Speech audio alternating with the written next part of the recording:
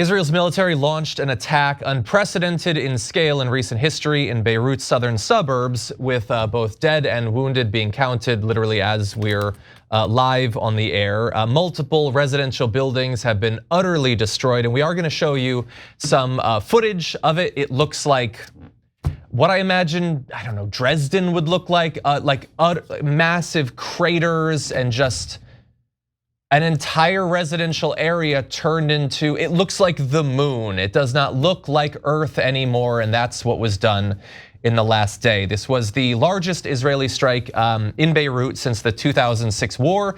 They were, according to them, the reasoning for this was they were targeting Hezbollah leader Hassan Nasrallah. The strike, of course, also brought down multiple residential buildings. We can show you right here, 2 of the buildings that were destroyed. I've seen counts of 4 to 6 buildings having been destroyed. By the numbers that we had, at least when we were putting this together, at least 2 people had been killed and 76 wounded. Of course, that is a very preliminary assessment of the casualties, because when the buildings are destroyed, and many of them might well be filled with people, it takes a long time, if ever, that you actually find them and can count it. Now, I did see video of 2 children being pulled, still alive, but of course injured from the rubble. So at least 2 of the children whose lives were endangered by this attack were thankfully not killed. But of course, many, many were. And we'll find out over the next day or week or month exactly how many.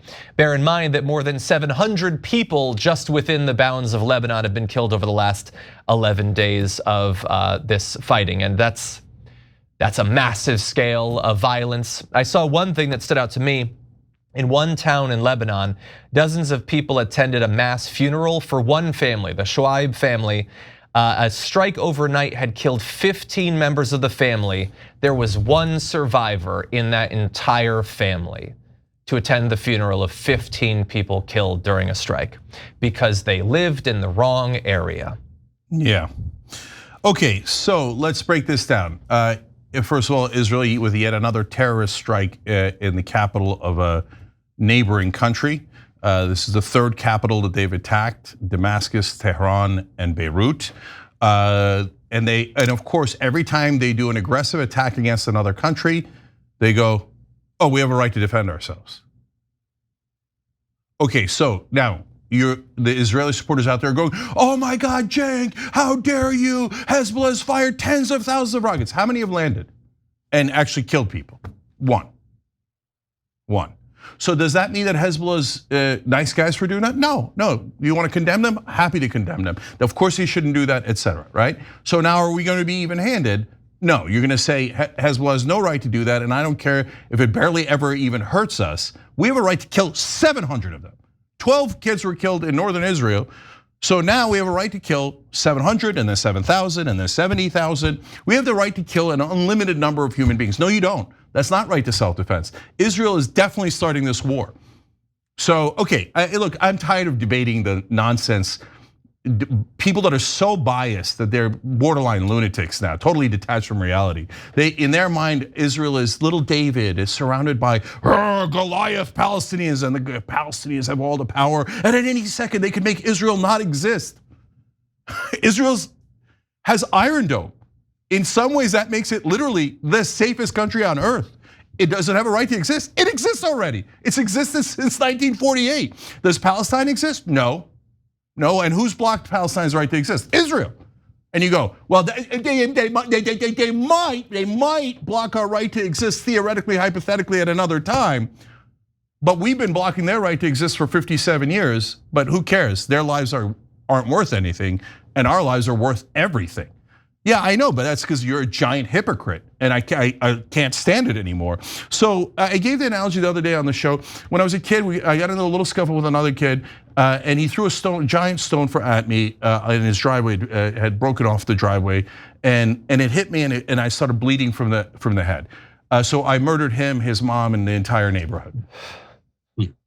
Now, if I told you that story, the first part is true. He did throw a stone and it did hit me in the head. It was gigantic and I was bleeding from the head. Did I murder him? No, of course not. You know why?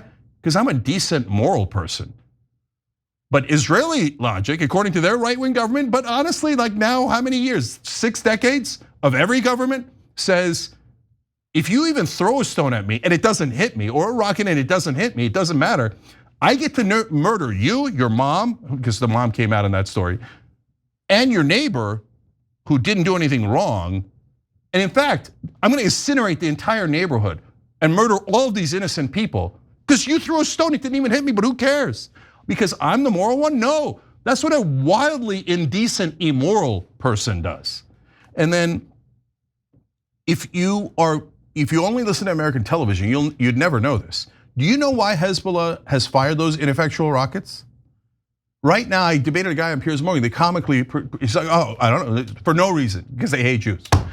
But look, to be fair, I was gonna say, if anybody's stupid enough to believe that, if you watch American media, you literally wouldn't know a second reason why, right? So I'm not blaming the people who received that propaganda, I'm blaming the people who did that propaganda.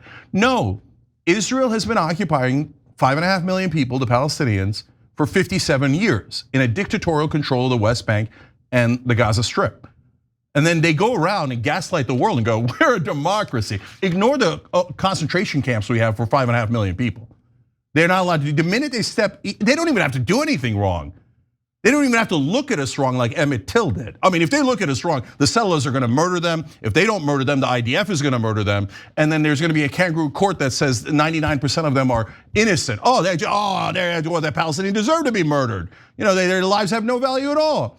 No, they are occupying in a dictatorial way 5.5 million other human beings. And then they say, we have a right to we have to kill all of them because we have a right to defend ourselves. So now I'm gonna ask what is, for any normal human being, the most logical question on earth, but in American media will be considered deeply controversial. Do the Palestinians have a right to defend themselves? Do the Lebanese have a right to defend themselves? And if by defending themselves, Israel means killing 41,000 people in Gaza, do the Palestinians have an equal right? Now, nobody can answer that question because you'd have to say logically they would, as human beings, have the same rights. But here in America, if you say that, you'll be canceled, fired, and maybe even arrested, because are you equating Hamas or Hezbollah with Israel when Israel's killed 40 times more? How dare you? Israel's obviously a moral one. No, I'm here to break the spell. Wakey, wakey, America. You've been hypnotized by liars and propagandists. No, Israel does not have a right to murder anyone it likes and call it self-defense. Hamas doesn't have that right, Hezbollah doesn't have that right, and neither does Israel. JR. It's the basis for how we do stuff. I mean, look, societies do this. I think since forever, there's been wars. So you kill a large number of people. There's always civilians and citizens killed in these wars. And the person who's the strongest and most savage and most brutal and most bloody is the one who wins, and then they make the rules. All these things have been said. Nothing about this is brand new. Nothing about it's new. You talk about how you got the rock thrown at you as a kid. There's street violence. There's cliques. There's gangs. There's gang violence in the streets. A lot of times it's retaliatory. You kill someone that's my brother, then it's gonna happen back to you and maybe 3 other people with it. And we criticize that. This is just a larger scale of that. I'm not sure why that's, we've got everything right in front of our faces about everything that we're talking about, from politics to wars, which always go hand in hand. But I think there's beginning to be these moments when people can see reality. There's so much more new information, not new information, just information that we decided not to look at before. So everyone can sit at home, grab their phone and find out what's happening. That's why a lot of these journalists, a lot of these victims that are in these war-torn areas are showing us what they're experiencing, what they're seeing. And the tide begins to turn, but that's what makes people who kind of have been buying into the dehumanization campaign of this would go, how dare you? But if you can say, how dare you not care about 40,000 people being murdered and you see children's bodies in bits and pieces, where's the shame? Why not? Because we've always been accepting of that. The nation was built off of dehumanizing people, murdering them, and then saying that's okay because it's for the greater good. Those human lives don't matter. And anyone who's affected by it that still hangs around, that one person of the 15 of his whole family, his or her whole family that was brutally incinerated, how should they feel? We don't think that far because that's not a human. They don't have the same feelings I have. They don't have the same outlook on the world as I have.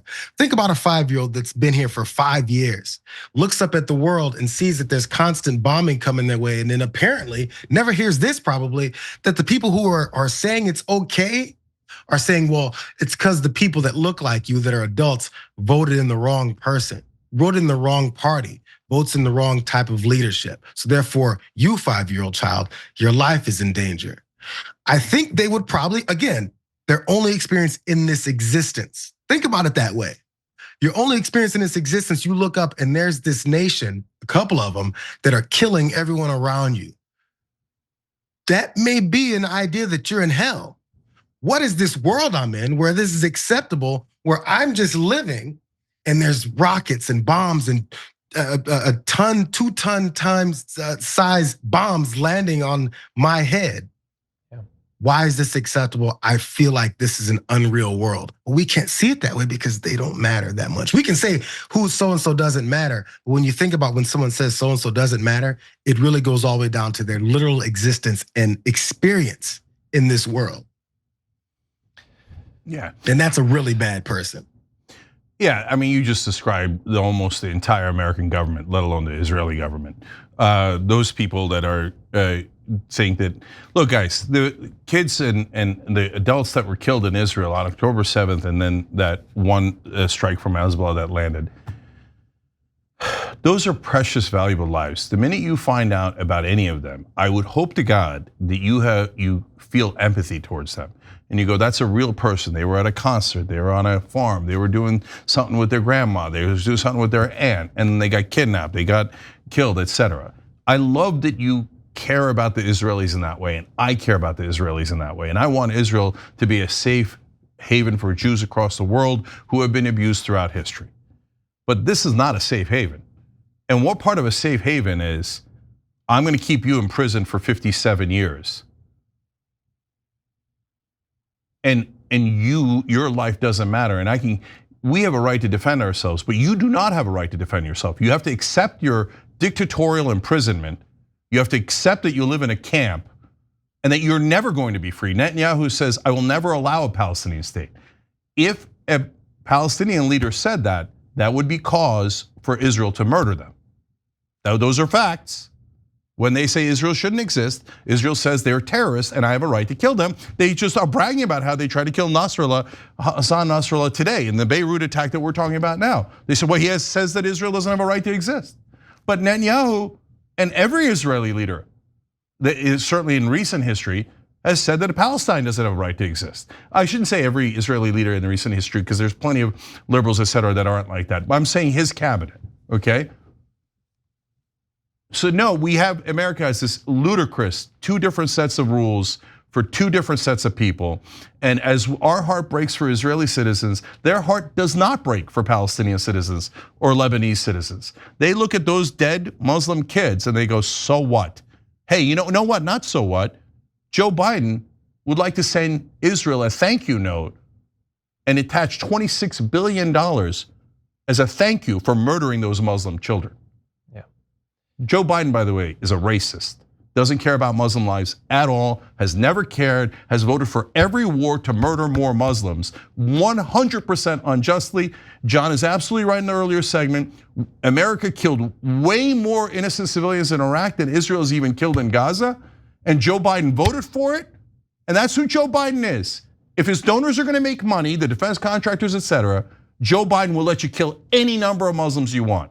One of the most racist men in American politics, then pretends to go and do civil rights and protest against apartheid with Nelson Mandela and get arrested. Giant liar, he never did that.